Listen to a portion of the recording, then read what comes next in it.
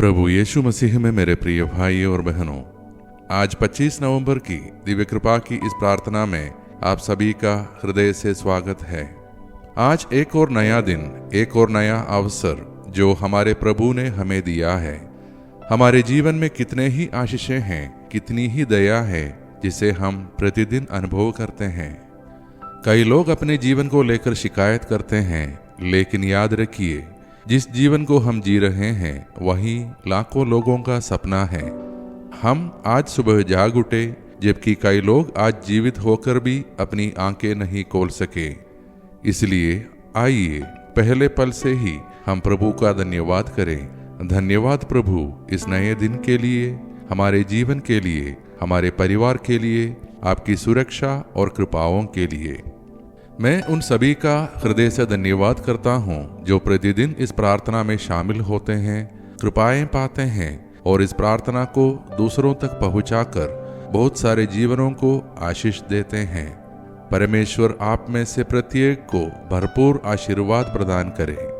आइए अब हम प्रभु यीशु का आज हमारे लिए संदेश ध्यान से सुने। मेरे प्रिय बच्चे, मैं जानता हूं कि तुम्हारे जीवन में कई चिंताएं, कई संघर्ष और कई अनुत्तरित प्रश्न हैं। कभी कभी तुम्हें लगता है कि परिस्थितियां कठिन हो रही है, भविष्य अनिश्चित है और मार्ग धुंधला है। लेकिन आज मैं तुमसे कहता हूं, मैं तुम्हारे साथ हूं। जब दुनिया में हलचल हो, जब समय बदल रहे हो, जब तुम थक जाओ, तो केवल मेरे पास आना। मेरी उपस्थिति तुम्हें शांति देगी। मेरा वचन तुम्हारे कदमों के लिए ज्योति बनेगा। मैंने तुम्हें अपने हाथ की हथेली पर अंकित किया है। मैं तुम्हें कभी नहीं छोड़ूंगा। तुम्हारी हर छोटी फुसफुसाहट मैं सुनता हूँ। तुम्हारा हर आंसू मेरी नज़र में कीमती है। तुम्हारी हर प्रार्थना मेरे हृदय तक पहुँचती है। इसलिए मत डरो। भले ही दुनिया बदल जाए, भले ही पहाड़ हिल जाए, मेरा प्रेम तुम्हें कभी नहीं छोड़ेगा। आज मैं तुम्हें शांति देता हूँ, वही शांति जिसे दुनिया ना दे सकती है, ना छीन सकती है। विश्वास में बने रहो, क्योंकि मैं तुम्हारे लिए भलाई की योजनाएं रखता हूँ। तुम मेरे हो, मैं तुम्हारा हूँ।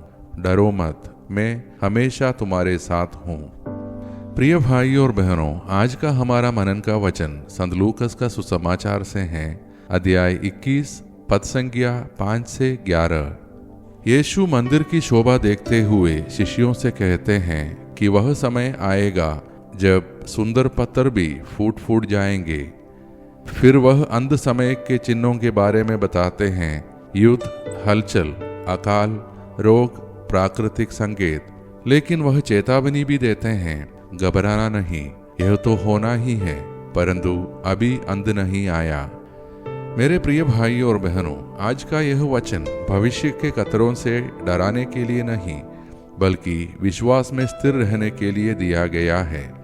शिष्य मंदिर की चमक को देखकर आश्चर्य कर रहे थे, परंतु यीशु ने उन्हें सिखाया कि जो दिखता है वह स्थायी नहीं, परंतु परमेश्वर का वचन सदैव स्थायी है। आइए इस पाठ में से हम कुछ मुख्य बिंदुओं को देखें। पहला, संसार बदलता रहेगा पर परमेश्वर का प्रेम नहीं बदलता। इतिहास गवाही देता है, राज्य उठते हैं, गिरते हैं, समय बदलता है, परिस्थितियां बदलती है, लेकिन परमेश्वर का वादा कभी नहीं बदलता। प्रभु कहता है, मैं तुझे कभी न छोड़ूंगा। दूसरा, युद्ध, बीमारी, संघर्ष ये अंत नहीं, प्रभु के आने की याद दिलाते हैं। जीवन में भी ऐसा होता है। परिवार में तनाव, बीमारी, आर्थिक दबाव, अचानक संकट, इन सब में हमें डरने की नहीं, बल्कि विश्वास में टिके रहने की आवश्यकता है। तीसरा, प्रभु कह रहे हैं, घबराना नहीं।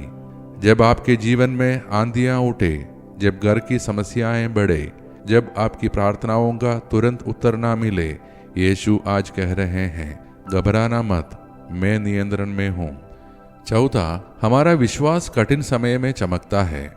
जैसे घना अंधेरा तारे को अधिक चमकदार बनाता है, उसी तरह समस्याएं हमारे विश्वास की रोशनी को और उज्जवल करती हैं।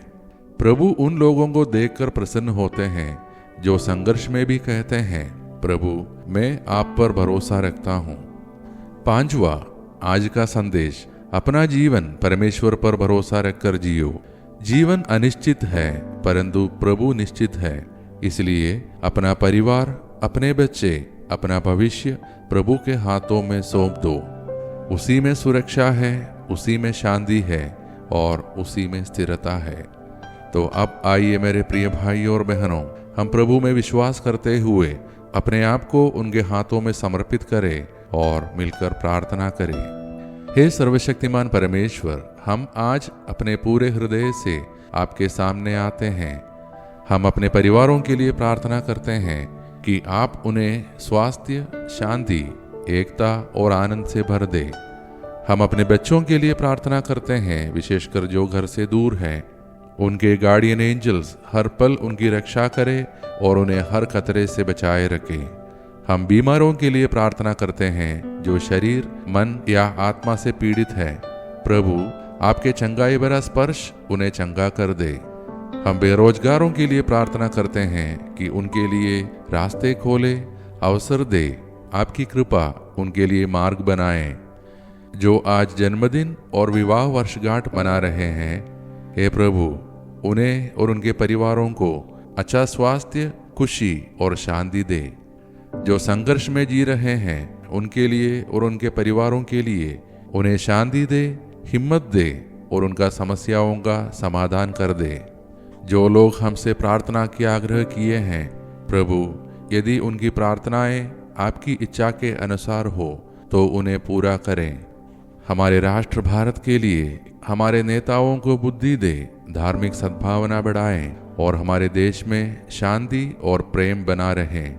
हे प्रभु हम सबको हर पाप, हर हानि, दुर्घटनाओं और अचानक मृत्यु से बचाएं।